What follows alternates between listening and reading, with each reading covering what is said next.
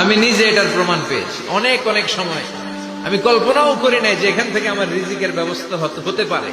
এমন পরিমাণে রিজিকের ব্যবস্থা এসেছে, দুই হাতে নিয়েও কুলাতে পারি নাই। এজন্য সব সময় চলতে ফিরতে উঠতে বসতে ইস্তেগফারের সাথে লেগে থাকার দরকার আছে না নেই? 5টা শর্তের আলোকে তওবা করলে কবুল করবে কে? 1 নম্বরে স্বীকার জান আল্লাহ আমি পাপী, 2 নম্বরে অনুতপ্ত হন, 3 নম্বরে পাপ কাজটা বন্ধ করে দেন, 4 নম্বরে ওই পাপ কাজটাকে মন থেকে ঘৃণা করেন, 5 নম্বরে আল্লাহর কাছে ওয়াদা দেন আর জীবনেও এই পাপ করব না। এই 5টা শর্তের আলোকে যদি তওবা করেন, আপনার তওবা কবুল করে নিবে কে? প্রতিদিন শত শতবার ইস্তেগফার করতে রাজি আছেন? বিশ্বনবী প্রতিদিন 70 বারেরও বেশি ইস্তেগফার করতেন। শুধু টয়লেটে যে মুহূর্তে থাকতেন ওই মুহূর্তে পড়তেন না। টয়লেটে ঢোকার মুহূর্তে বিশ্বনবী ইস্তেগফার করতে পারতেন না, তাই টয়লেট থেকে বেরোয়েই তিনি ইস্তেগফার করতেন। তিনি পড়তেন গফরানাক। কি পড়তেন? গফরানাক মানে হলো আস্তাগফিরুল্লাহ। গফরানাক মানে কি? গফরানাক মানে আল্লাহ আমি আপনার ক্ষমা চাই, মানে আস্তাগফিরুল্লাহ। আবার বিশ্বনবী বলতেন মান লাযামাল ইস্তিগফার জাআলাল্লাহু লাহু মিন কুল্লি দীকিন মাখরাজা। যে ব্যক্তি সব সময় ইস্তেগফারের সাথে লেগে থাকে তাকে সব সময় বিপদ থেকে মুক্তি দিবে কে? আমাদের জীবনে বিপদ আছে না নাই? কত ধরনের বিপদ! যে কোনো সময় অসুস্থ হয়ে যেতে পারি, যে কোনো সময় দুর্ঘটনার কবলে পড়তে পারি, যে কোনো সময় গুম হয়ে যেতে পারি। কথা কন, এদেশে গুম টুম নাই মনে হয়, ক্রস ফায়ার নাই। কে কোন সময় গুম, কে কোন সময় নাই, কোনো ঠিক নাই। আল্লাহ বিশ্বনবী বললেন মান লাজিমাল ইস্তিগফার জাআলাল্লাহু লাহু মিন কুল্লি দীকিন মাখরাজা। সব সময় যে ইস্তেগফারের সাথে আঠার মতো লেগে থাকবে, আল্লাহ তাআলা তাকে বিপদ থেকে সব সময় মুক্তি দান করবেন। সুবহানাল্লাহ পড়েন। 2 নম্বরে বিশ্বনবী বললেন অমিন কুল্লি হাম্মিন ফারাজা। ওই ব্যক্তিকে রব্বুল আলামিন সব ধরনের দুশ্চিন্তা থেকে মুক্তি দিয়ে দিবে। আমাদের জীবনে দুশ্চিন্তা আছে না নাই? টেনশন নাই কার কার? হাত তোলেন তো, যে হুজুর আমার কোনো টেনশন নাই। আপনার টেনশন নাই, মাশাআল্লাহ। আমার সাথে দেখা করবেন, আলোচনা করবেন। টেনশন ছাড়া মানুষ আছে? বাঁচার টেনশন, মরার টেনশন, কবরের টেনশন, ক্যারিয়ারের টেনশন, বিদ্যুৎ বিলের টেনশন, গ্যাসের বিলের টেনশন, বাড়ি ভাড়ার টেনশন আছে না নাই? বিশ্বনবী বললেন টেনশন ছাড়া মানুষ নাই। সব সময় আঠার মতো যে ইস্তেগফারের সাথে লেগে থাকবে তাকে টেনশন মুক্ত করে দিবে কে? 3 নাম্বার ওয়ারযুকহু মিন হাইসু লা ইয়াহতাসিব। এমন জায়গা থেকে আল্লাহ তাআলা রিজিকের ব্যবস্থা করে দিবেন সে কল্পনাও করতে পারবে না। আমি নিজে এটার প্রমাণ পেয়েছি। অনেক অনেক সময় আমি কল্পনাও করি নাই যে এখান থেকে আমার রিজিকের ব্যবস্থা হতে পারে। এমন পরিমাণে রিজিকের ব্যবস্থা এসেছে, 2 হাতে নিয়েও কুলাতে পারি নাই। এজন্য সব সময় চলতে ফিরতে উঠতে বসতে ইস্তেগফারের সাথে লেগে থাকার দরকার আছে না নেই? আবার বিশ্বনবী বললেন সদা সর্বদা যারা সব সময় ইস্তেগফার পড়বে আল্লাহর পক্ষ থেকে কোনো আযাব গজব তাদের উপর পাকড়াও হবে না। ওয়া মা কানাল্লাহু মুআযযিবাহুম ওয়া হুম ইস্তাগফিরুন। সুবহানাল্লাহ। যতক্ষণ তুমি ইস্তেগফার পড়বে আল্লাহর পক্ষ থেকে প্রোটেকশন আছে না নাই? তাহলে 4টা জিনিস পেলেন। 1 নম্বরে বিপদ থেকে মুক্তি দিবে কে? টেনশন মুক্ত করে দিবে কে? রিজিকের ব্যবস্থা করে দিবে কে? আল্লাহর আযাব আর গজব থেকে আপনার হেফাজতে রাখবে কে? ইস্তেগফার পড়ার 5 নম্বর ফজিলত হচ্ছে সব সময় ইস্তেগফার পড়লে আপনি মুস্তাজাবুদ দাওয়া হয়ে যাবেন। কি হয়ে যাবেন? মানে দোয়া করলেই কবুল করবে কে?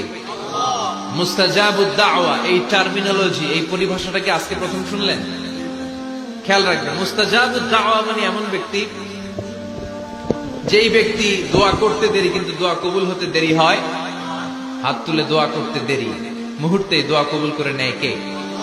আপনি যদি সব সময় ইস্তেগফারের আমলটা করেন আপনার মুস্তাজাবুদ দাওয়া বানিয়ে ফেলবে কে? নামাজের সময় হলে নামাজ পড়ো, দেরি করো না। মানুষ মারা গেলে দাফন করতে দেরি করো না। বান্দা যদি পাপ করে ফেলে তওবা করতে দেরি করো। এজন্য পাপ করার সাথে সাথে তওবা করার দরকার আছে না নাই? এখন তওবা যে করব কোন সিস্টেমে করব? কোন সিস্টেম? ভুল হওয়া মাত্রই আপনি অনুতপ্ত হয়ে চোখের পানি ছেড়ে আল্লাহর কাছে মাফ চান, আল্লাহর কাছে ক্ষমা চান। এটার নামই তওবা। আমাদের দেশে হুজুরাই না তওবা পড়ায়, আছে না নাই? আনন্দপুরে এগুলা নাই, আছে না? কয় ইমাম সাহেব নিয়ে আয়, খতিব সাহেব রে নিয়ে আয়, হাফিজ সাহেব হুজুরে নিয়ে আয়, তওবা পড়া না, তওবা পড়ানো লাগে না। আপনার নিজের তওবা আপনি নিজেই পড়বেন। আপনি অনুতপ্ত হয়ে চোখের পানি ছেড়ে আপনার আল্লাহরে ডাক দেন, ডাক দেয়া মাত্র তিনি সাড়া দেবে। চিল্লায় বলেন ঠিক কি না?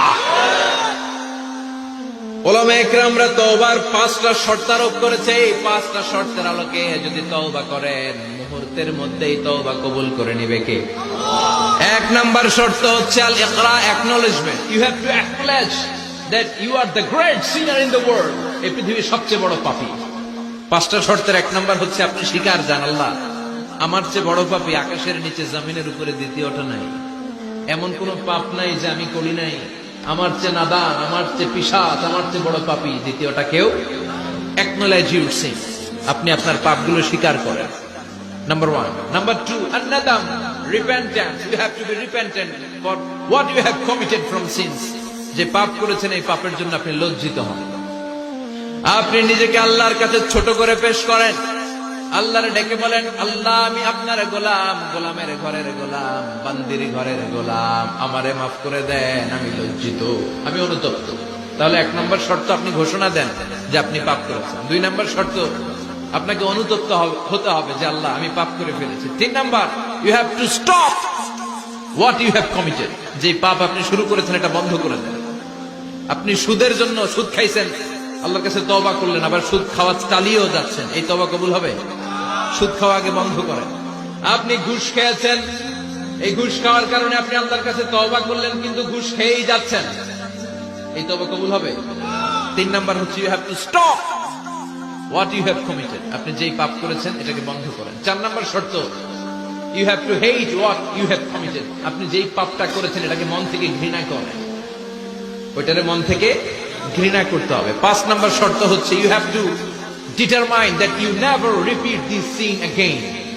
আল্লাহর কাছে ওয়াদা দেন, কমিটমেন্ট দেন যে আল্লাহ পারতপক্ষে আমার জীবনে আর এই কাজটা করব। এই 5টা শর্তের আলোকে তওবা করলে কবুল করবে কে? 1 নম্বরে স্বীকার জান, আল্লাহ আমি পাপী। 2 নম্বরে অনুতপ্ত হন। 3 নম্বরে পাপ কাজটা বন্ধ করে দেন। 4 নম্বরে ওই পাপ কাজটাকে মন থেকে ঘৃণা করেন। 5 নম্বরে আল্লাহর কাছে ওয়াদা দেন আর জীবনেও এই পাপ করব না।